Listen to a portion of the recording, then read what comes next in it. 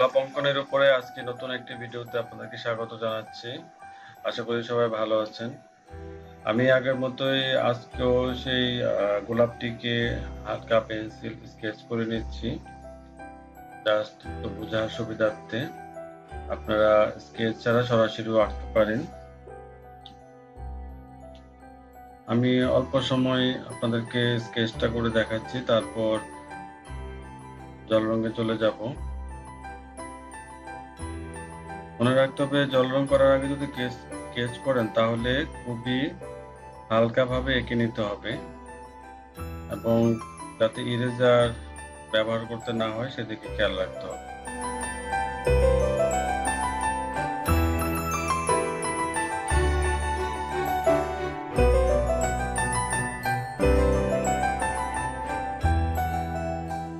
আমার আজকের গোলাপ ফুলটি আমি পিঙ্ক কালার করব বা গোলাপি কালার করব। গোলাপি করার জন্য আমরা সাদা এবং লাল রং হালকাভাবে মিশিয়ে নিয়েছি।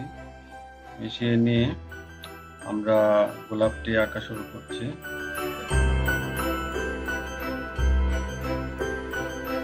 আমরা জেনেছি যে গোলাপের সেন্টার বা মধ্যবিন্দু যেটা থাকবে সেখানে কালারগুলো আমরা প্রথমে দিয়ে নেব এবং একটু ডার্ক দিলে ভালো হয়, দেখতে সুন্দর লাগবে।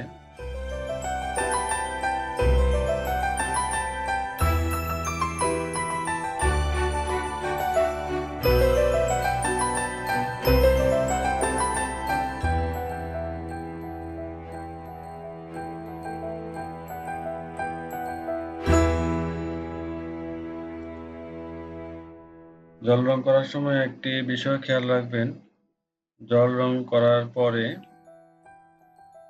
যে কালারটি আপনি করেছেন সেটি একটু হালকা হয়ে যাবে। এই জন্য আপনি যদি কাঙ্ক্ষিত কালার পেতে চান তাহলে আপনি জল রং প্রয়োগের পূর্বে আগে একটি কাগজে করে নেবেন, যেটা শুকানোর পর কতটুকু শেড হালকা বা ডিপ হচ্ছে সেটা দেখে নিতে পারেন, তাহলে এটা আপনার জন্য আরো সুবিধা হবে।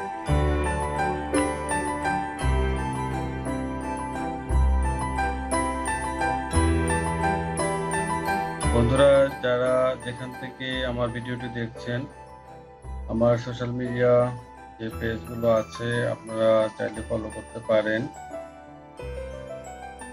এবং ভিডিওটি কেমন লাগলো আপনার মতামত জানাবেন।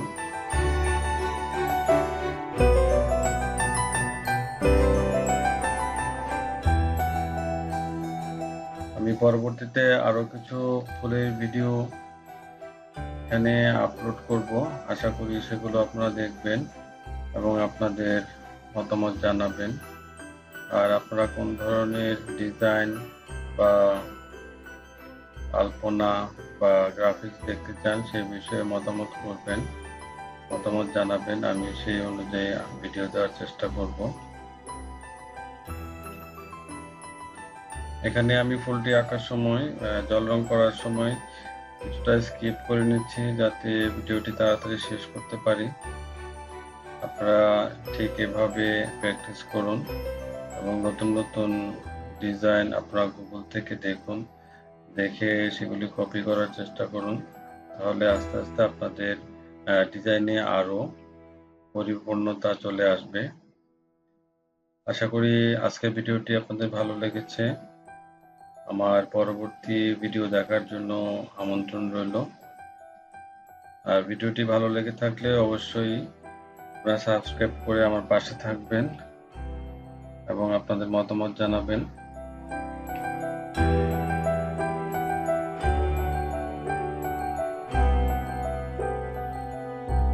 বন্ধুরা, আজকে ভিডিওটি এখানেই শেষ করছি। আপনাদের সবার জন্য রইল অনেক অনেক শুভকামনা। ধন্যবাদ সবাইকে।